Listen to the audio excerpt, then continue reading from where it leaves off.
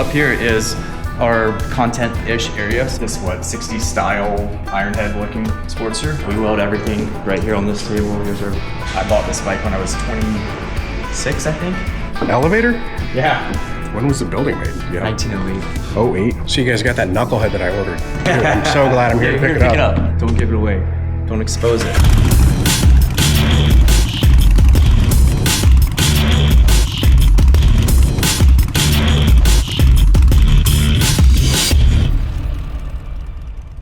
All right, what's up, guys? I'm in Concord, North Carolina. Just happen to be walking down the sidewalk here and noticing a couple of, pieces of candy in this candy shop. I'm wondering, all right, what's going on in this place? They got some pretty cool.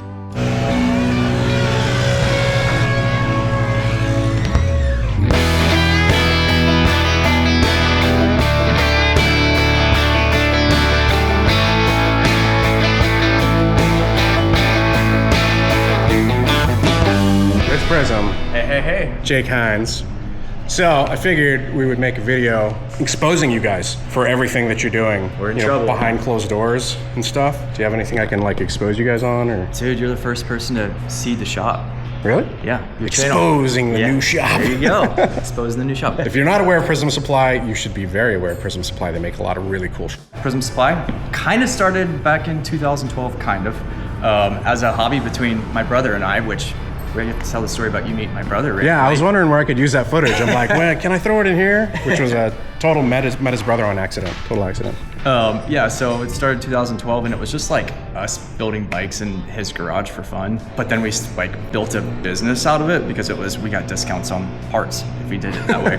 Yeah, eventually started making our own parts and posting it on an online blog, and people were like, hey, where can I get that part? Were you doing like forums and stuff back in the day? Kind of. Exactly. Yeah, that's awesome. Yeah, man. this was like early Instagram days, but still where forums were a thing. The bike that we were making parts for was a 71 Honda CB350. We weren't even into the Harley thing yet. Later got into Harleys and started making sissy bars and handlebars and taillights, and eventually that led to me quitting my full-time job. I actually went back to school full-time for mechanical engineering, graduated school, and said, I'm gonna commit to this full-time, see how it goes. What'd you do beforehand, whenever you realized that this had potential and you quit? I was a tool and die maker. Okay, so you had some hands-on experience. Exactly. Yeah. I worked in a machine shop, tool and die maker for 6-7 years. All right, so before that, you had kind of a previous skill set to put you in a position for all this to naturally kind of work. I guess so, yes. Yeah. I was always really passionate about like even through high school, design, product design, product development. And so that really kind of stuck with me as the tool and die maker. I was like, well, how does this die function? How does this die work? Why are they doing it this way? My skill set in tool and die world with going back to school, kind of best of both worlds, I felt like. Yeah, no, it naturally fits. That's interesting. So I saw a thing, you guys released something recently and you were talking very passionately about the design behind it. And I appreciated that a lot, especially as my background, as a designer. And so one of the things I really, really appreciate about Prism, for sure. Thank you. Yeah. Clean lines is everything for us. Yeah. One of my favorite lines is fashion over function. But I want to be cautious saying that because our parts do function very well. So you can ruffle some feathers real quick with that one. Yeah, I know, that's all right. But high quality, fashionable parts is what we do. Typically for antique Harley-Davidsons. Yeah, I feel except for the bike that we're going to expose. I feel like a lot of the chopper in general though is fashion over function, right? Because you're taking away suspension, you're taking away, you want a cool, low seat, hugging the frame. It's one of the things I say with choppers, it's you gotta pay to look cool, and the payment is to your chiropractor. You gotta pay to play. Yeah. That's exactly right, pay to play. It's probably gonna be a long episode, but we're gonna see some cool shit. And really appreciate you taking the time, man. Seriously, it means a lot. Thank you. Be sure to go give them a follow. YouTube, social media, all that stuff. Where can people find you right off the bat? At Prism Supply. So, sissy bars. This is what started you guys. These are sissy bars. These are all for Sportsters. Different years, different models of Sportsters, but those are all made in-house. Downstairs, we'll get to that. Overall, high-level view of the shop. So currently we're on the main floor. Just walked in the front door.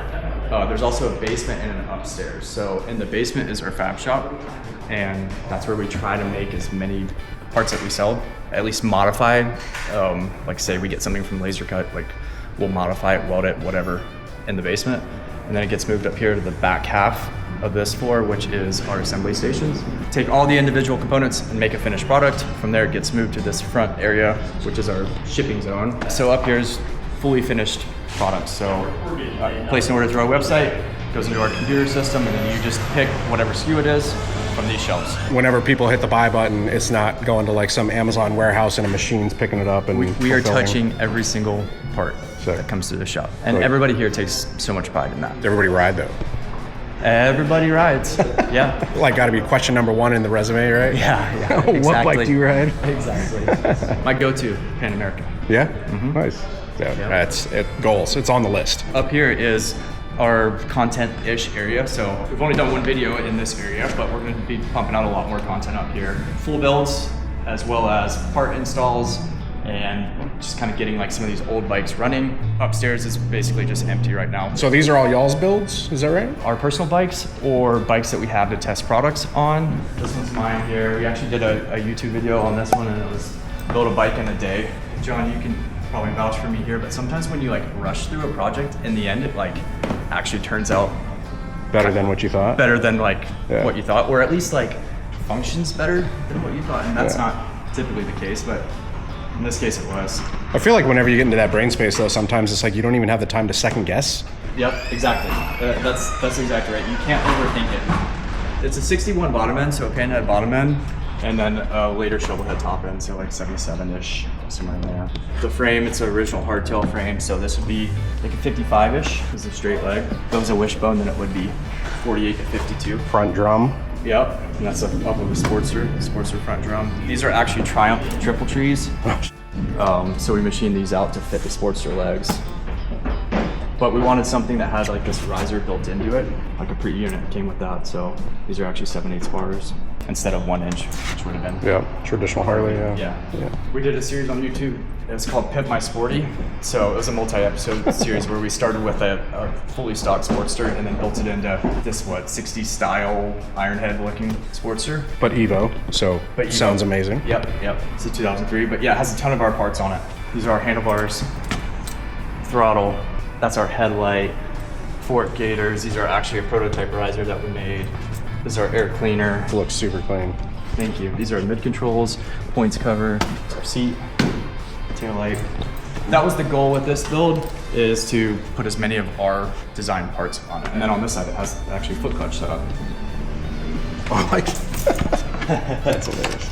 Is it like Craftsman or what are we talking here? Yeah, that's a part that we're trying to make too. Yeah, but Yeah. basically a Craftsman knockoff. Nice.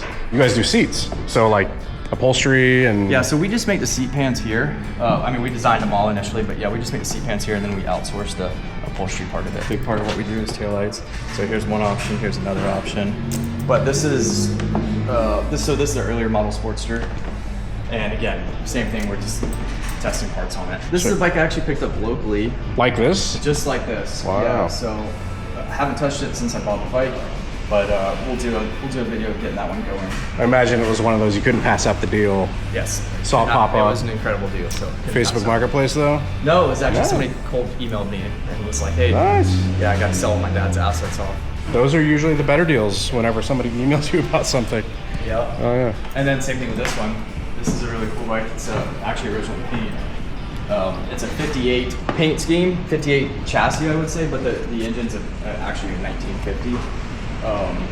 But I haven't got this bike running either. It's The buddy seat. buddy seat, yeah. You fit 2 people on that thing yet? I have not yet, but we will. I've done it before, yeah, on another bike, but. It's so funny whenever I learn that it's like, oh yeah, that was meant And- for 2 up.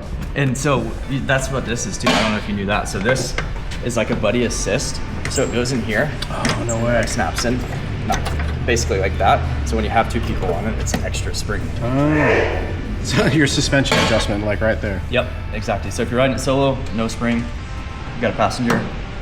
Yeah, you don't want it hitting your fender, right? Yeah, it's original. Original paint, yeah, it looks Yeah. original. Full of lead. Yeah, exactly. So this is actually a bike that we built for my friend Ryan years and years and years ago. He lives out in San Francisco, but was in the middle of moving and was like, hey, can you store this for me for the time being? So it's got all the right period correct 60s chopper parts on it, a lot of our parts on it as well. But yeah, just a cool pan head. Can't remember what year it is, 55. full pan below it. Very, very full pan below it. Exactly like mine. That's how you know they have oil in it. Yeah. This is one of my personal bikes. This is 1950. This was my very first pan head. I bought this bike when I was 26, I think. So I've had it for a while. Damn. 10 years now. Yeah, I'll never sell this bike. This is probably my son's. Yeah. At some point. Nice. It's gone through a couple iterations, but this is my latest. Bobber vibe, yeah. It's is this original paint? No, I actually painted that, so. The dice shifter. I don't think we're getting rollers today. No. Holy. It struck across the street. All right, so I got bar wall over here. This is cool. You guys do all the bending like in-house? Yeah. Yeah, it's all down in the basement. Inventory, packaging supplies. Howdy. C-pans. Nice. All right, into the basement, which is one of these weird things that we don't have in Florida. Yeah. So this is the area that we've definitely done the most work to. It was a full gut, basically. Started from ground zero, like electrical. You guys had to wire it up for what, 3-phase? Yep. Yeah. Exactly. Yeah, so we had to get somebody to come in and put the panel in, the 3-phase panel, and then from there we did our own. When we got it, it had some like really sketchy drywall walls up that were halfway falling down, so we pulled all that down, and that was just exposed to the crawl space. So there was a bunch of dirt under there. So we had all that framed in and then put the wood up. We'll come back and seal the wood at some point. As well as this, we still gotta add some wallage to this. The bender that we bend all the sissy bars on and handlebars. We used to actually heat bend all the sissy bars on the welding table over there, but yeah, now we just do it like a jig?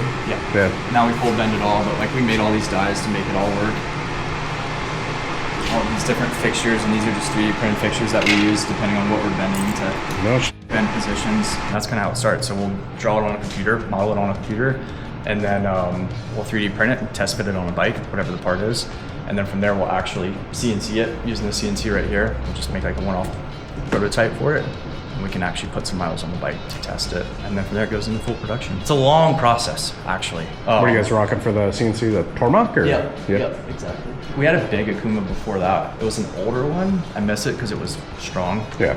It was nice having some back shop building experience in the past, like setting up shop somewhere else, to know exactly what we wanted here. For example, it's like little things like all of our steel storage, those PVC pipes up there, they go 20 feet deep into the crawl space. Yeah, the steel being mounted on the wall or on the ceiling or like against these posts. It was like, okay, well, let's utilize that space. So the nice thing is we can pull that out. We already have like our rollers here. Like basically pull the 20-foot steel out, you got the rollers here, and then straight from the bandsaw to cut to whatever length you need. Ah, it's efficient. That's smart. So we try to think about some things like that as we were moving into here. So you get to expose us here because this is all open right now. But eventually we'll get like we'll cut a piece of steel to cover all of that up. Is that a REALTREE Harley head back there? Yeah, it is. It's pretty cool. We still have like a lot of manual equipment in here, which is great. I mean, some of the stuff that we're doing, like notching handlebars, it's just almost easier just to set it up on a manual mill than it is to run it on a CNC. Yeah, we weld everything right here on this table. Here's our welding setup. It's nice and frosty down here. Air conditioned. Mm-hmm. Yeah. This is about 3,000 square feet in the basement. And so our old shop and shipping area together was 4,500 square feet total.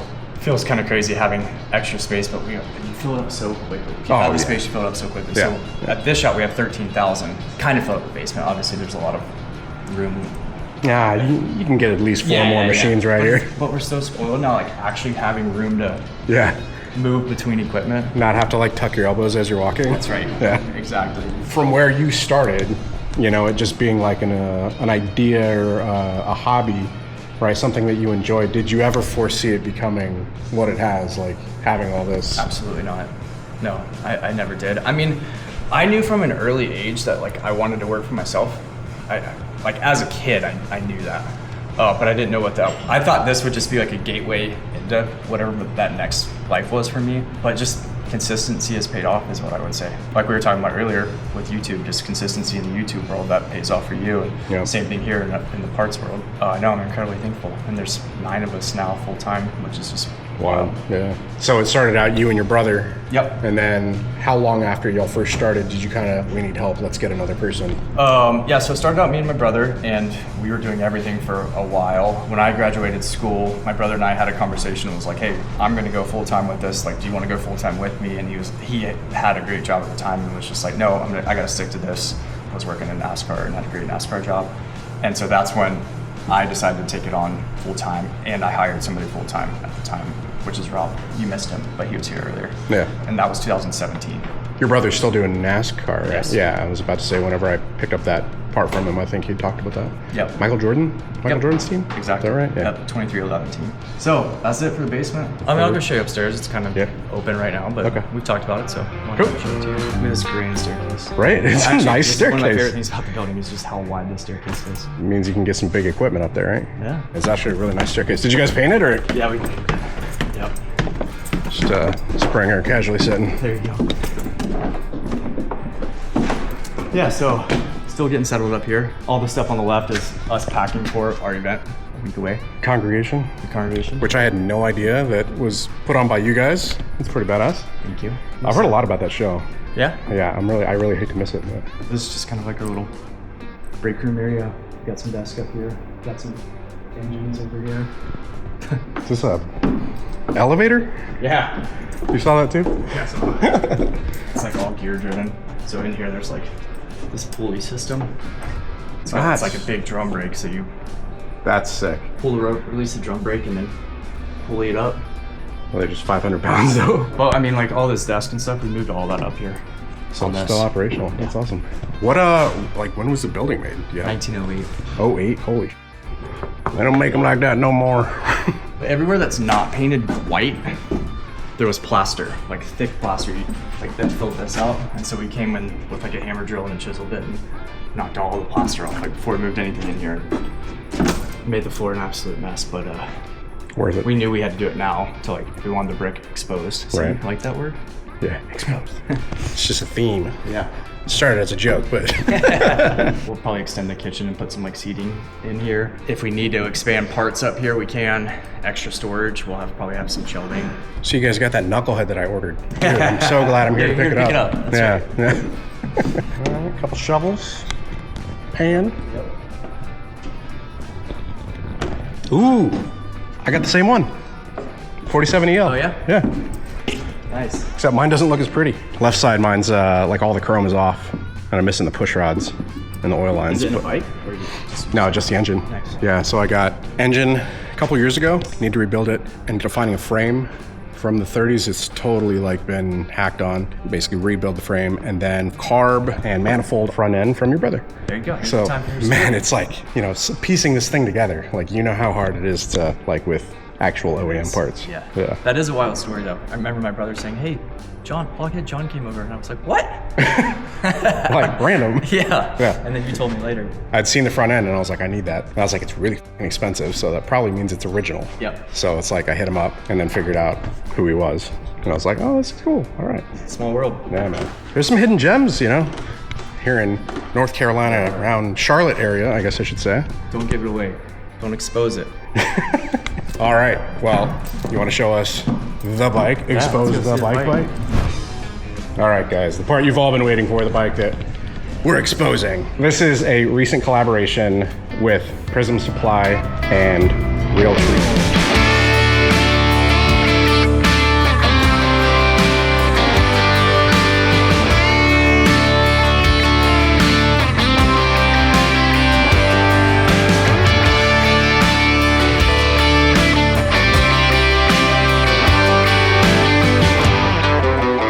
So what we're looking at is a Pan America that we tried to build into the ultimate outdoorsman bike. Yeah, I'd say we did that and did an okay job at it. Bro, there's a chainsaw on the back. I would say you guys did a pretty good job. There is a chainsaw in the back, yeah. So this was a project that Harley asked us to work on us with this Hero collab, but we also want to build a Pan America that goes along with it. Would you guys be interested in doing it? And I was just like, of course, yeah. Like, thinking about a Realtree camo wrapped Pan America. It was up to us to kind of add whatever accessories we wanted to add. We knew that we wanted this case on the side. We knew that we wanted a fishing rod, so there's a fly rod that's mounted right here.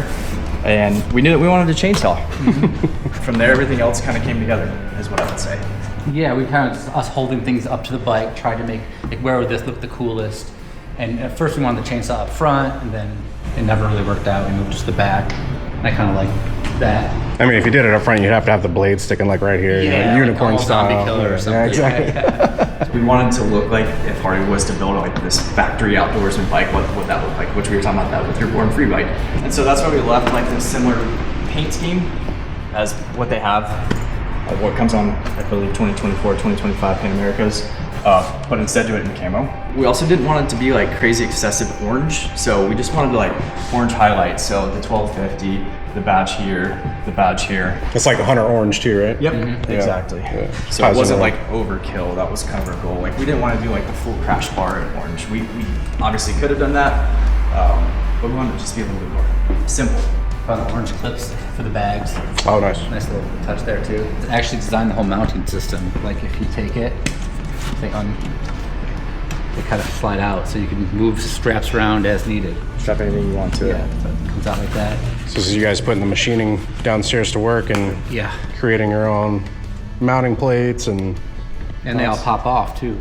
Yeah, There you it pops off, and you can put the bag back on. Clip in. oh, okay, yeah, it locks in. Yeah. Designed all this. We wanted to hold this extra roto packs, gas can or water can or whatever you want to use this for, and chainsaw. So this whole plate here, Mitch drew on the computer first, and then Cut it, bent it, welded it. That's badass. this is just kind of like dry storage. So currently we have a tool roll in here, but you can put ammo or registration, fishing license, Yeah. whatever you want. I said matches. If you want to bring matches with you. Oh yeah, you gotta have like a life straw. Yeah, there you Yeah, go. yeah, All some the of things those- to survive. Yeah, survival-y things. Yeah, totally not zombie prepper mobile stuff, but you know. It just slips right in. So Have you guys sat on the bike and tried to like draw? You drive traffic, didn't you? yeah. That's actually a really good spot to do it. I did. Yeah. We were talking about 3D printing earlier, so factory, there's a stock cover. It kind of looks like an air cleaner cover. It's not really what it is. It's just a decorative cover that snaps into these three, and so we just kind of replicated that with these three prongs. 3D printed this piece, so it still rotates with these teeth if you want nice. this thing to rotate. Yeah. But then just snaps right in, just like that. Very cool. Belly pan, stock Harley. That's Skid one of the plate? Harley part and accessories, so you can buy that from their website. So Yep. that, as well as the seat, the grips, brake pedal, same on the shifter side, headlight grill. I'm sure there's some other parts, tires. Oh, these auxiliary lights. This is also part and accessory piece. We've modified the turn signals. Stock, they're Oh no way. somewhere in here, and they're big. Right. And so we felt like it visually kind of took away. So we simplified that a bit. Yeah, I didn't even notice them. That's super subtle. That's sick. And then the same thing on the rear too. So tried to do some subtle details. The stock license plate bracket comes down pretty far, so we trimmed all that up and mounted it higher. Kind of give it more of that dirt bike vibe. 3D printed. Nice. Harley-Davidson REALTREE Pan America. Yeah, that's super sick. And then from there it's gonna go on tour, I believe with REALTREE, maybe with Harley, but maybe they split it, but for like the next year. If you guys want to see any of that content, you guys are gonna have it on your YouTube, all that. We'll have it on YouTube. Yep, Prism Supply. So this bike will be unveiled at the Congregation Show October 4th. Having grown up in the woods as a kid, whenever you did the walk around, I'm like, oh, that's cool. You know, you got this case on the side. Oh, that's cool. But then the chainsaw was what really was like, oh, We wrapped the chainsaw fully. oh, no way. Damn. That had to take some time. We know once you use this thing once, it's gonna tear us Yeah. apart. But at least right now we get to show you Yeah. that we did wrap. Fashion over function. That was it. Yeah. In addition to REALTREE, I'm sure you guys have many more projects. We are stoked to get back to normal. Like after getting settled in the new shop, we're Yeah. stoked to get back to normal. We're stoked to be pumping out a lot more content. Yeah, we've kind of put that on hold for a bit. So Yeah, you guys have been busy. it'll be nice to get back to that. To the normal flow. Yeah, John, thank you so much for coming over. We Dude, appreciate it. It's thank always you, an man. honor spending time with you. Yeah, likewise. Thank you guys. I appreciate you. Hope you guys enjoyed this one. If you did, do me a favor, hit the like button. If you're not subscribed, hit subscribe. Hit the bell icon also, so it sends you notifications of future uploads and activity. Until next time, ride safe out there. Stay vigilant. Catch you guys on the next one. Peace. Peace.